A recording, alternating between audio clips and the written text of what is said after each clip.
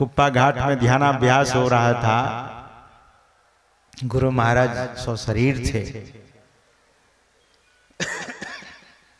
जो अंदर वाला सत्संग मंदिर है, आप लोगों ने देखा होगा, छोटा सा है, उसी में सभी साधक लोग बैठ करके ध्यान करते थे। गुरु महाराज भी कभी कभी साधकों के बीच में चले जाते थे। तो बहुत सौभाग्य की बात रही होगी उन सज्जनों के लिए, उन गुरु भक्तों के लिए जो गुरु महाराज के सानिध्य में उनके चरण शरण में बैठकर ध्यान कर रहे थे। ये कम बड़ी बात नहीं है सज्जनों। ध्यान करने के लिए पूज्यपाद महर्षि संसेवी जी महाराज और महर्षि साई स्वामी जी महाराज दोनों जाते थे। देखते क्या है, पूज्यपाद संसेवी जी महाराज जब जा रहे थे ध्यान करने के लिए, तो सभी साधकों का चप्पल और जूता पूज्यपाद लाइन से रख रहे थे। दूसरे का चप्पल जूता छूना तो लोग सोचते हैं कि ये, लेकिन साई स्वामी जी महाराज सबों के चप्पल जूता को लाइन से सजा कर रख देते थे। और वहां जो धूल पड़ी होती थी ना, गुरु महाराज जो गए थे ऊपर, जो धूल सब पड़ी थी, वैसे धूल तो अनेकों साधकों की होगी, उस धूल को अपने मस्तक में लगाते थे। किसी ने पूछा पूज्यपाद महर्षि साई स्वामी जी महाराज से कि आप तिलक लगाते हैं? नहीं। बोले मैं सदगुरु के चरण रज का तिलक लगाया करता हूं, सदगुरु का चरण रज का तिलक लगाता हूं। भाव। तो सज्जनों, महापुरुष लोग ऐसे होते हैं। कबीर साहब गए, कहां चले गए थे? अपने गुरु के यहां, अपने सदगुरु महाराज के पास। सदगुरु रामानंद स्वामी जी महाराज के यहां पहुंचे नहीं थे। राजा लोगों ने देखा कि वहीं चल पड़ते। इनके पास तो घोड़े थे, रथ था, जल्दी पहुंच गए। कबीर साहब अभी आए ही नहीं थे, तो सोचा कबीर साहब नहीं आए हैं तो तब तक हम लोग आश्रम के अंदर जाकर बैठ जाते हैं। राजा ने कहा, सिकंदर लोधी ने कहा, तो काशी नरेश ने कहा कि आप वहां जा नहीं सकते जब तक उनकी आज्ञा नहीं होगी, तो आज्ञा ले लो। काशी नरेश रामानंद स्वामी जी महाराज के एक सेवक को बुलाकर कहते हैं कि ये दिल्ली के सम्राट हैं सिकंदर लोधी, ये जाना चाहते हैं अंदर में। सेवक जाकर रामानंद स्वामी जी महाराज से आदेश लेते हैं। उन्होंने साफ मना कर दिया। वो गौमांस खाने वाले को अंदर आना वर्जित है, वो नहीं आ सकता है। गौमांस खाता है, गाय हमारी माता होती है, मेरी माँ के मांस को जो खाता है वो यहां आने योग्य नहीं है। सेवक वैसे ही आकर सुना दिया सिकंदर लोधी को और काशी नरेश को। सिकंदर लोधी को बड़ा गुस्सा आ गया, महात्मा है। मयान से तलवार लिया और चला गया स्वामी रामानंद जी महाराज के पास और दे तलवार मारा कि सर धड़ से अलग कर दिया। देखिए, उनको पता था जिस संत कबीर साहब के पास मैं आया हूं आशीर्वाद लेने के लिए, उन्हीं के ये सदगुरु हैं और तलवार उठाने में और उनका सर कलम करने में समय नहीं लगाया। इसीलिए सदगुरु महाराज कहते हैं, मांस मछलिया भोजन त्यागो, सदगुण खान पान में लागो, खान पान को प्रथम संभारो, तब रस रस सब अवगुण मारो। मांस भक्षण करने वाला कहीं न कहीं उनके भीतर में फिर क्रूरता पनपता जाता है।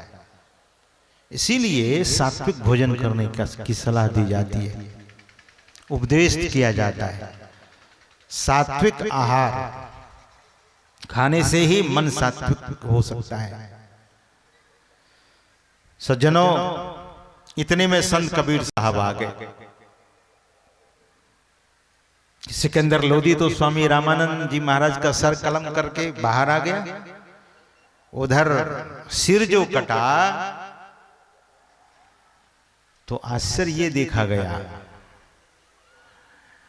कि सिर के भाग से दूध निकल रहा था और धड़ से रक्त निकल रहा था। ये और हैरानी की बात हो गई।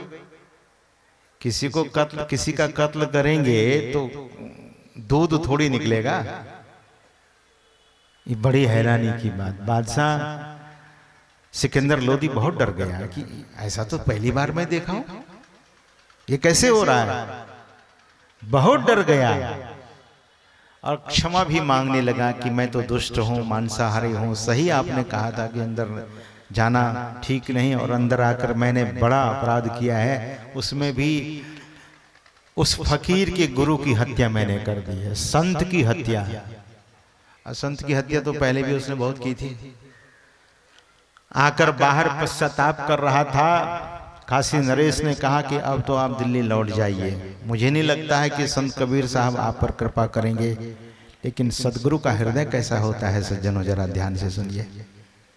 अब ध्यान दीजिएगा।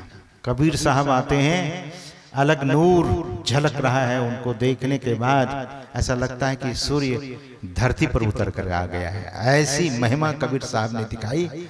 कबीर साहब जैसे ही आए तो सिकंदर लोधी और काशी नरेश उनके चरणों में गिर गए। काशी नरेश ने कहा कि मैं भी अपराधी हूं, क्योंकि मैं इसे यहां लेकर आया हूं, और ये तो महाअपराधी है, इसने आपके सदगुरु की हत्या कर दी है। कबीर साहब कहते हैं कि तुम किस लिए यहां आए हो। सिकंदर लोधी से पूछा, तुम किस लिए आए थे। काशी नरेश, तुम किस लिए। बोले, मैं इसे लेकर आया हूं।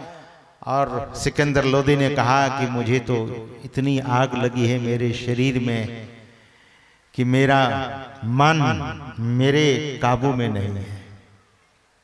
कहीं न कहीं आपकी कृपा मिल जाती। कबीर साहब अपनी कृपापूर्ण दृष्टि से देखते हैं सिकंदर लोधी को, और देखने मात्र से सिकंदर लोधी की देह में जो जलन हो रही थी वह जलन छूमंतर हो जाता है। महाराज अब सिकंदर लोधी बड़ा हैरान होता है कि जिनके सदगुरु की हत्या मैंने कर दी है, ऐसे शिष्य कबीर साहब जो रामानंद स्वामी जी महाराज के शिष्य हैं, मुझ पर कृपा कर दे। अब तो गिर कर के बहुत माफी मांगने लगा। और सज्जनों, कबीर साहब वहां से आगे बढ़े, गुरु रामानंद जी महाराज के पास गए और बोले कि मेरे आने के पहले ही आप योग निद्रा में चले गए हैं, जबकि सर अलग था, धड़ अलग था। गुरुदेव उठिए, संध्या का समय हो गया, ध्यान का समय हो गया है, उठिए तो सही। सारे शिष्य आपके इंतजार कर रहे हैं, प्रतीक्षा कर रहे हैं। कबीर साहब ने जैसे ही कहा, रामानंद स्वामी जी महाराज का सर और धड़ एक होकर तुरंत उठकर खड़े हो गए। सज्जनों, इन संत सदगुरुओं की लीला बड़ी अजब और अपरंपार है। रामानंद स्वामी जी महाराज ध्यान में और आरती में शामिल हो जाते हैं, और कबीर साहब के कहने पर रामानंद स्वामी जी महाराज फिर से जीवित हुए हैं। तो लोगों ने कहा कि कबीर साहब में ज्यादा शक्ति है। शिष्यों ने कहा कि इनमें शक्ति है जो अपने गुरु को जिला दिया, कहने मात्र से उठकर खड़े हो गए। कबीर साहब ने क्या कहा।